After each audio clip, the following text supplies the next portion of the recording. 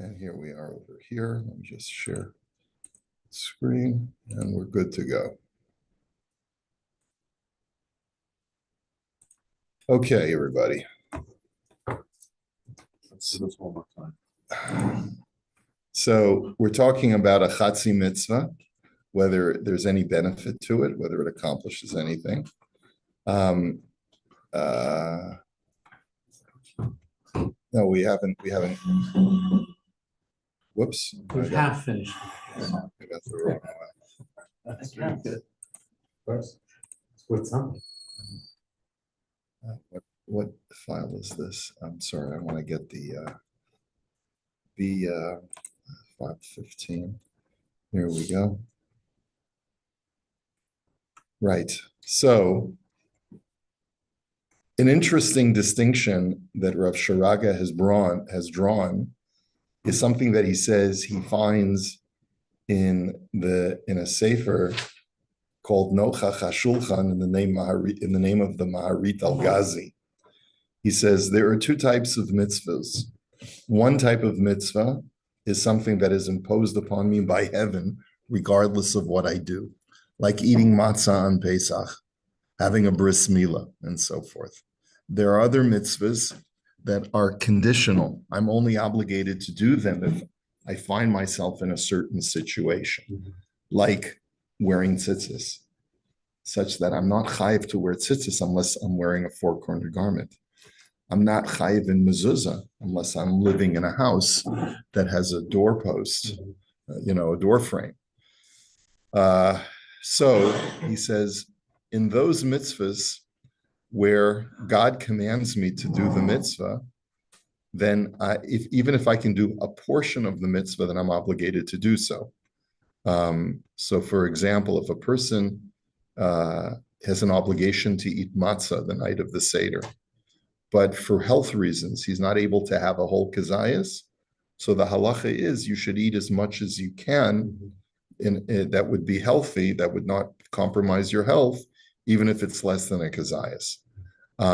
But a mitzvah that a person is obligated to do because of a situation that he finds himself in, such as mezuzah, the mitzvah of taking challah, the mitzvah of tzitzis, sha'adam shelo dar b'bayis l'chayiv b'mezuzah, u'mi shelo osa isa kishir lo mischayiv b'challah. A person who doesn't live in a house doesn't have to put up a mezuzah. A person who's not making bread does not have to take challah. U'mi shelo lovesh beged imar b'kanfos l'chayiv b'tzitzis. And if you're not wearing a four-cornered garment, you don't have to. You don't have the mitzvah of tzitzis. B'mitzvos ka'ela ein mitzvah b'chatzi shir. In such mitzvahs, there is no concept of doing the mitzvah halfway. V'lochein gam adam shesochar po'alim kevin shehu hevi al atzmo sachiv shel b'yomot yitein scharo. And therefore, when a person hires workers, and he has put himself in the situation where he now has an obligation of paying the wages by the end of the day, according to this way of framing the halacha, if he were to give each worker half of his wages, he would not be fulfilling a chatzi mitzvah.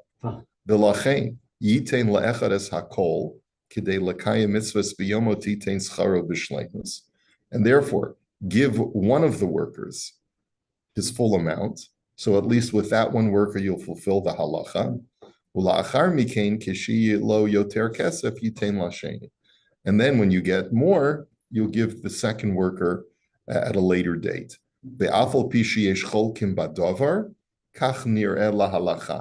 And even though there are those who disagree with this, it seems to me that that's the halacha.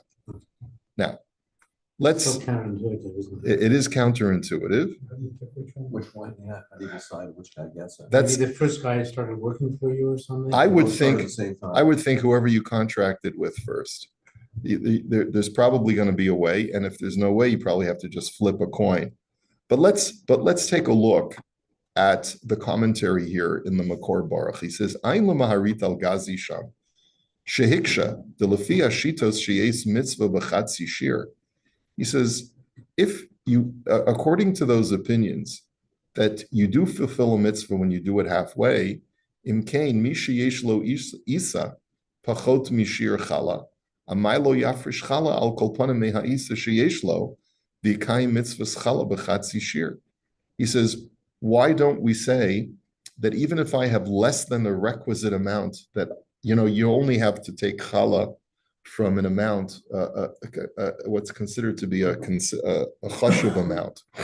If you're making just like one little roll of bread, you don't have a mitzvah of challah. I think the measurements that we use today is if you're using half of a 5-pound bag of flour. What do they? What's sell it? 3 pounds. So Selling 5 pound bags. yeah, about a half of a 5-pound bag of flour.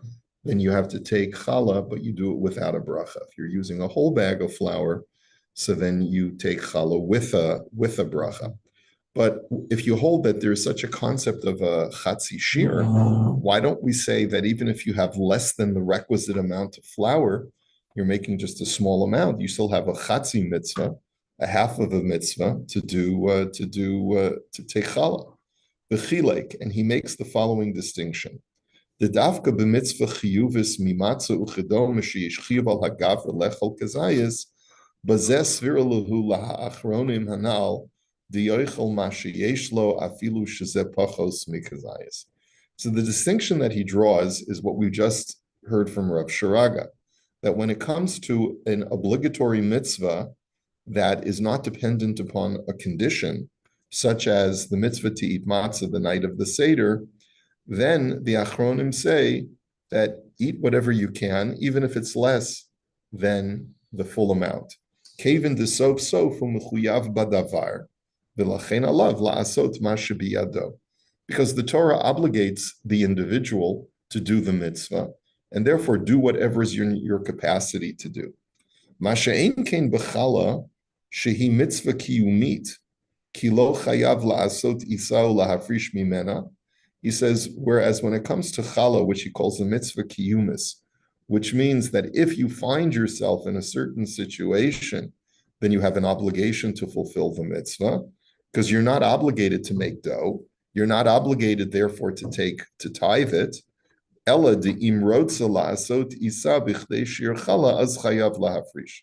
But it's rather if you want to make dough, so that and that amount of dough happens to be the size of the amounts that the Mishnah paskins you have to take challah, so then you have to take challah. Lachen kesheyesh lo isa shel chatzi shir, ein shom mitzvah lahafrish mimena afilu l'man da'amar sheyesh mitzvah b'chatzi shir ad kan tochen devarav. And therefore, when you have less than the requisite amount of flour, there is bichlal no mitzvah. There's bichlal no mitzvah to tithe. Okay, umizel lomar hanocha chashulchan sham duhu adin b'mitzvahs b'yomo titein scharo. So the Sefer Nocha Chashulchan applies that to our scenario over here about paying a worker on time. The kevin she'ena mechuyev liskar poalim. He says there's no obligation to hire workers, but it's if and when you hire workers, then you have to pay them on that day. So there's no concept of chatzi shir with that kind of mitzvah. It's the same principle. And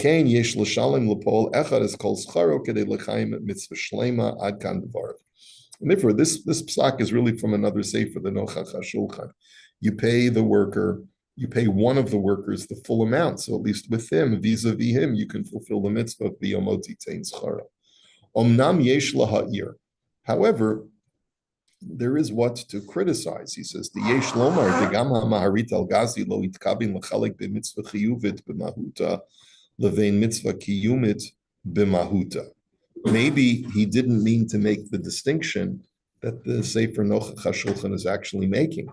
Ela hitkavein l'chalek im ka'et yesh chiyuv al ha'adam l'kayim mitzvah zu. Although the mitzvah yesh alav chiyuv, uvechala ein alav chiyuv keven de'ein shir be'isa. He says the distinction that the Maharit al-Ghazi is drawing is that where do I find myself in the current situation? You see, the contrast that he made is not exactly similar to the concept of biyomoti tein schara. He draws a distinction between it's the night of the Seder, I have an obligation to eat matzah, okay? versus I've decided to make just one bread with 1 cup of flour. Okay. I don't have a mitzvah now of taking challah, and therefore there's no mitzvah of chatzi shir. Ulam gam b'mitzvah shehi kiyumis b'mahusa v'al kvar hitchayev ba. But the case of our hiring workers, if I've already hired workers, I have now an obligation of biyomoti tein schara.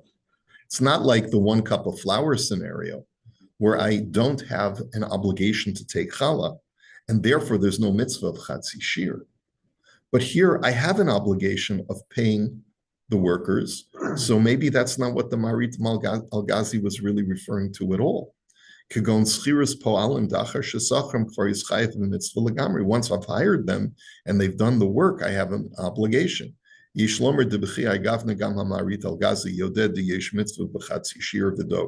Perhaps even in this scenario, the Maharit Al-Ghazi would agree that there is an obligation to pay at least a chatzi shir to both workers. So it's really not a fair analogy.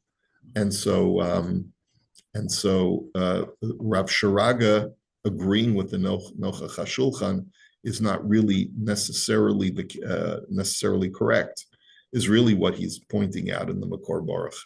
And then, just to finish this, he says, Kain Kasav HaErech Shai, the Sefer Erech Shai disagrees with the psak of Rav Sharaga. The Benidon Didan Tzarech L'Shalim L'Chalechad Mehapolim Chatzi Schara. He holds that in this situation, you should give each worker 10,000 shekel, half of what he's owed. The reason being is as follows. There's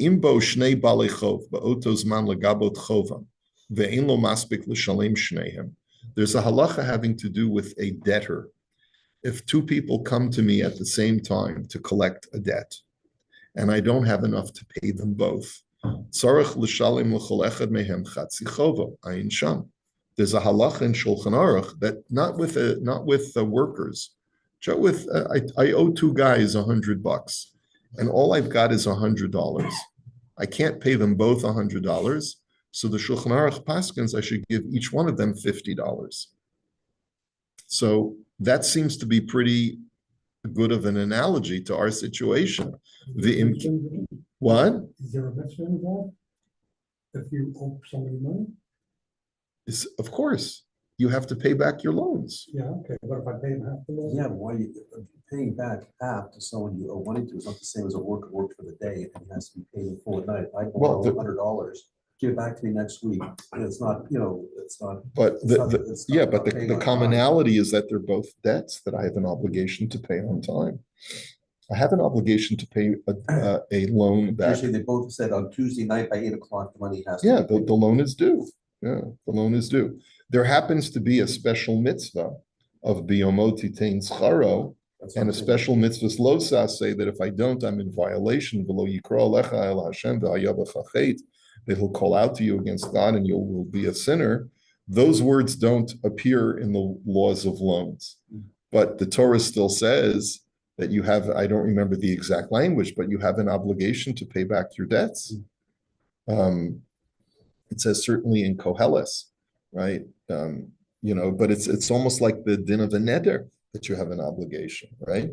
So the imkain hu adin nami bini donzeh, and therefore the Minchas Shai, the Erech Shai, says the same thing over here. He says, "V'hosif sham ha'erech shai dim lo yasa kain v'yitin hakol lechad mehem avar al iser baltolin bazeh shaloshilin chatzi l'sheni."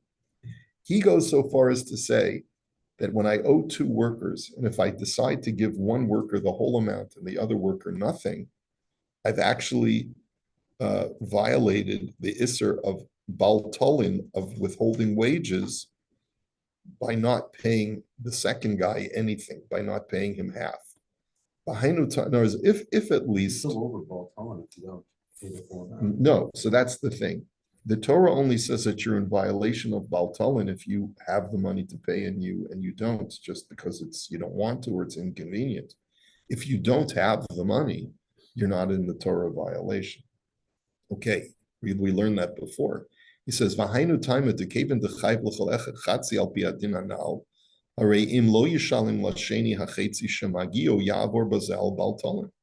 therefore, if I give the whole amount to one guy, since the Shulchan Aruch paskins by loans, I have to split my debts.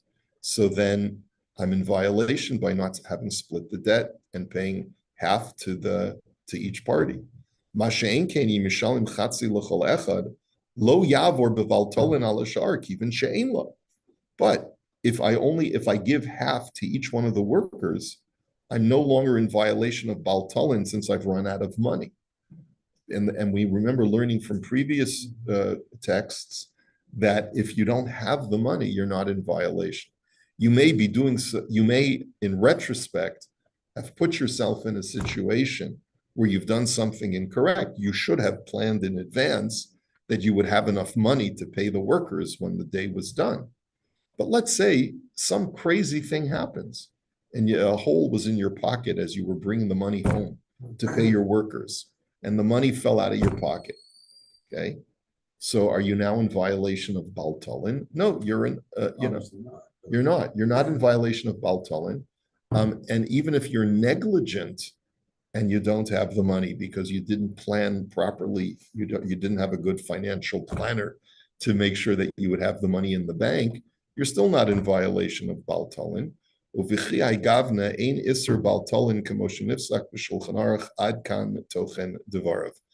therefore, you're not in violation.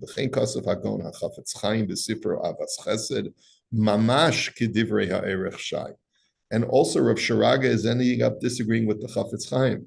Ooh, that's not good, right? In other words, so this psak of Rav Sharaga, that you give all of the 20,000 shekels to one guy instead of two 10,000s to each one, is in disagreement with the Chafetz Chaim also. Chafetz Chaim says give each one half. V'yasod devarav al pi hamavur b'shulchan aruch hanal v'chemoshe matzinu chemoshe tziyin sham b'sof devarav ki yuyin sham. The Chafetz Chaim compares it to the law of paying a debt. V'od ayin b'kovetz near David b'hotzas yeshivas Rabbeinu Hagon HaMachaber Shlita ma sheherichu sham bazeh. And he says, I refer you to, there's another sefer called Ner David, where the Talmidim of Rav Sharaga deliberate over this issue further. So it's really, really not pashut at all. Really not pashut at all. I would love to take a look at the Shulchan Aruch, the psak of the Shulchan Aruch. Choshen Mishpat Siman Shin Lamed Tes Sif Yud. If we take a quick look.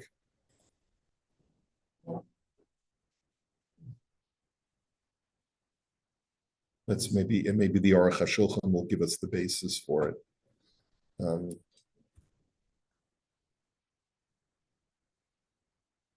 going on here?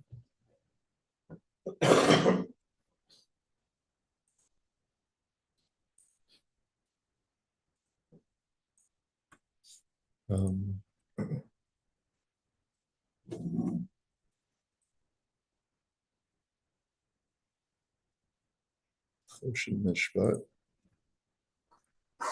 Siman Shin Lamed Tes.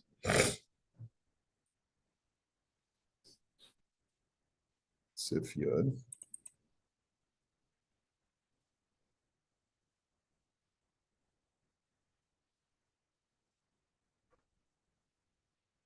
Okay, so this halacha, I'm sorry, I quoted the wrong section of Shulchan Aruch. It's in this sif just says that if you don't have the money, you're not in violation of Baltolin. We learned in Choshen Mishpat Siman Kuf Dalid Sif Yud. Kuf Dalid Sif Yud.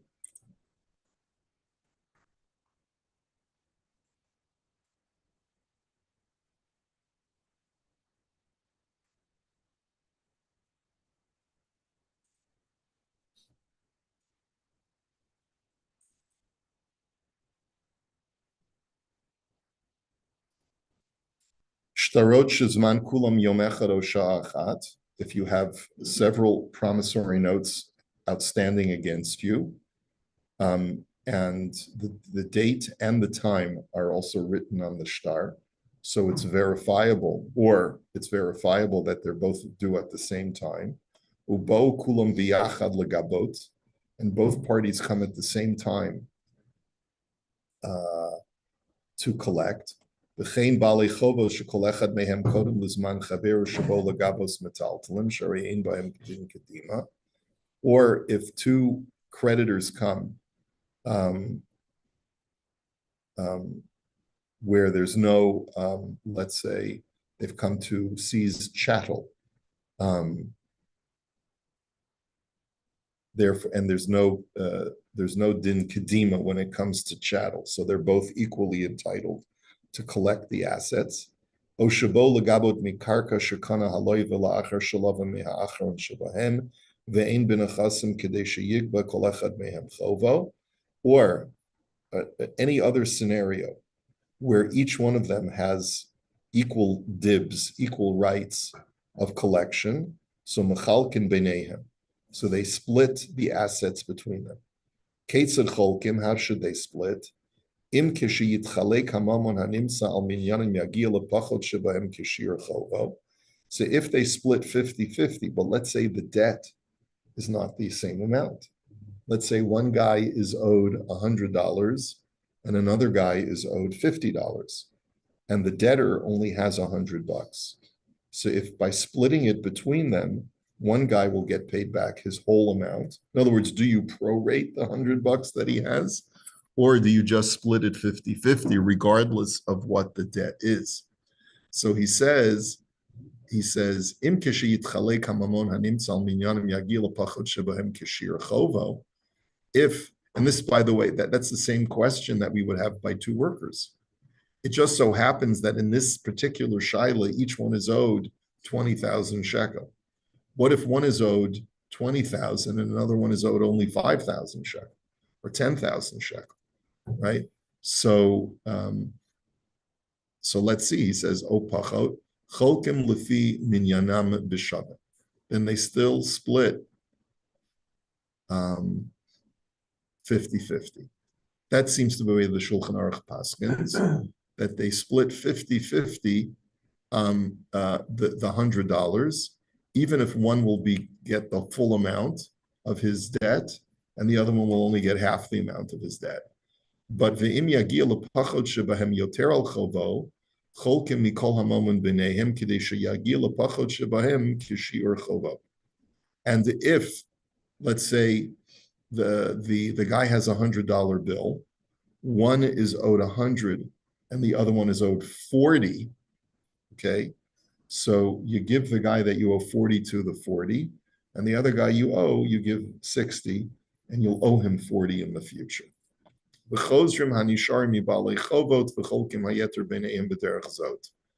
And so therefore, even if there are multiple debtors, creditors rather, so you would divide it in this way. It doesn't just have to be two creditors. There could be 10 creditors, and you would divide it this way. And he says, Kate said, "Hayu shlosha chovos." Let's say there are three creditors: shelzeh kuf, the shelzeh kuf kuf, the shelzeh shin. So he says, let's say there are three creditors. One is owed 100, the other one is owed 200, and the third one is owed 300. I don't know why he just says kuf kuf. Why not say reish? I don't know why. Im hayekol hanimsa sham shalosh meot. If, let's say, there was 300, the debtor has $300 cash, okay? Notlin kuf kuf. Then each creditor takes 100. So it turns out that one has been paid in full. The second one has gotten 50% of his debt, and the third one has gotten only a third of his debt. Okay, and if the guy has less than 300, they would also split it in three ways equally. Nimsa sham yeter al shin. So if there's more than 300, however, cholkin shin b'shava v'istalik bal hakuf. They split the 300 equally, and then whatever the surplus is, and then divided between the two creditors. So in other words, you give 100 to the guy who's owed 100. And then once you've gotten rid of the guy who's owed 100, you split 50-50 the remainder. Okay. Anyway, so there's a whole cheshbon over here, and that's That's what is being advocated as far as what you do. So, It's okay, very unsettling, sort of thing. why is it unsettling? Doesn't- I don't see. If you have 100, 200, and 300, it should be prorated according to what I'm just thinking from business. It's just, So it's a flaw, when you do it backwards. yeah. Right. It doesn't work that way. It works by everybody's owed more, gets There's that also percentage. classes of creditors too. Right. So you go Right. preferred creditors like Secured, taxes. right, and then secured creditors, secured, government and money That's usually comes first, so it just doesn't sit right. It's also important to know that it's not common to find a situation where each creditor is coming with the same rights of collection. He's saying if each one of their promissory notes Exactly. falls out on the same day, right? Obviously, if one guy's promissory note is dated January 1st and the second guy's is dated January 15th, then you give the guy with the January 1st promissory note all of it. Are we Because, assuming that? Or is yeah, that- yeah, because that's what he said that's what he said. It's only, this halacha only applies when the date on the Exactly the star same. is exactly the same. Yeah, coming back to the workers, if you pay one off for $40, you've got the mitzvah. The other one gets a partial anyway, so it's. But from that perspective. Right. That's all, it's. Seems to be penalizing the person who paid most generously that approach. Yeah. So bottom line is a person needs to plan in advance. L'chatchila, the halacha requires you to know that you're going to have the right amount of money to pay all your workers on the day when the debt is due. If you find that you have less to pay, and by the way, this doesn't necessarily have to apply to two workers. Let's say I've only got one worker and I owe him 20,000 shekel. And I only discover in my pocket I've only got 15,000 shekel. So I have an obligation to give him what the 15,000, and I'll tell him, then I'm not in violation of the remaining 5,000. So it could be that according to the way that Rav Shiraga paskins, I may not be obligated to pay him the 15,000 shekel because there's no din of chatzi shir on a mitzvah kiyumis like this. And then the other poskim will argue, and they'll say that the din of chatzi shir doesn't apply here. Pay whatever you can that you're obligated to. It's mentioned kind of. Yeah, als menschlichkeit, but the question, we're dealing halachically also. All right, I think we're finished with this. We'll start another tshuva tomorrow, okay? But we've been left with a little bit of head scratching, right?